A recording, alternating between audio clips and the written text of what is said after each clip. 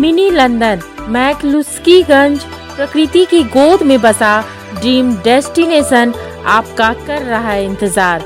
आइए अपने यादगार लम्हों को बिताइए ड्रीम डेस्टिनेशन में।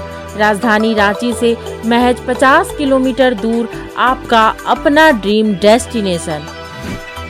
वित्त मंत्री रामेश्वर उरांव ने कहा है कि इस वित्तीय वर्ष 24,000 करोड़ की जीएसटी का लक्ष्य पूरा करना है। अब तक 14,000 करोड़ का लक्ष्य पूरा हो गया है। राज्य सरकार की ओर से उद्योगपतियों की बैठक बुलाई थी, जिसमें वेट और जीएसटी की वसूली को लेकर चर्चा की गई। वहीं उद्योगपतियों की ओर से कई सुझाव भी राज्य सरकार को दिए गए, जिस पर विचार करने का आश्वासन वित्त मंत्री ने दिया है।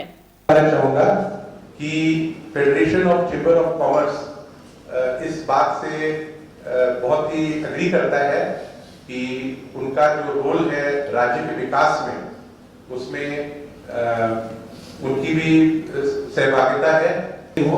हमारे और इम्पोर्टेंट जो सेंटर्स हैं बिजनेस के, वहां पर भी इस तरह के कार्यक्रम हमेशा होने चाहिए। मैं आपको आश्वासन कराता हूं कि चेंबर ऑफ कॉमर्स आपकी बातों को हमारे राज्य के सम्मानित जो उद्योगपति हैं, और जैसा आप जानते हैं कि ये जो हमारे राज्य की एपेक्स बॉडी है, बड़े समय में जमशेदपुर में करेंगे और धनबाद में करेंगे।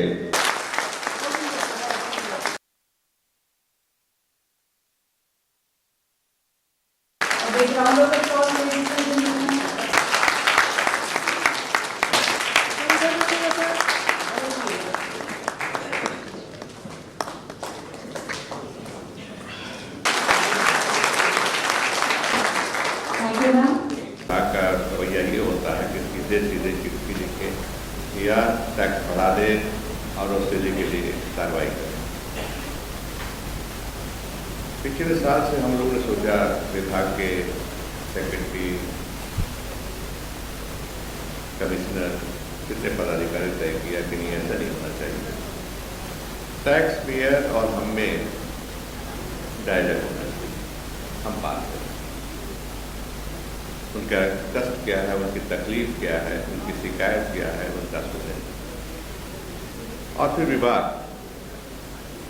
उन कष्ट को, शिकायत को दूर करने की कोशिश करे। आपस में एक सौहार्दपूर्ण वातावरण रहे। सरकारी विभाग और टैक्स करने की मकसद यही, आपने मकसद के बारे में पूछा, मकसद यही है। दोनों मिलकर हम लोग उद्देश्य एक ही है, राज्य की जनता को फायदा पहुँचाना, कल्याणकारी योजनाओं को लागू करना। सबसे पहले मैं झारखंड सरकार और वित्त मंत्री हमारे रामेश्वर उरांव जी को धन्यवाद देना चाहता हूं कि एक अच्छी शुरुआत जो उन्होंने पिछले साल की थी, उसको ये लोग आगे भी बढ़ा रहे हैं।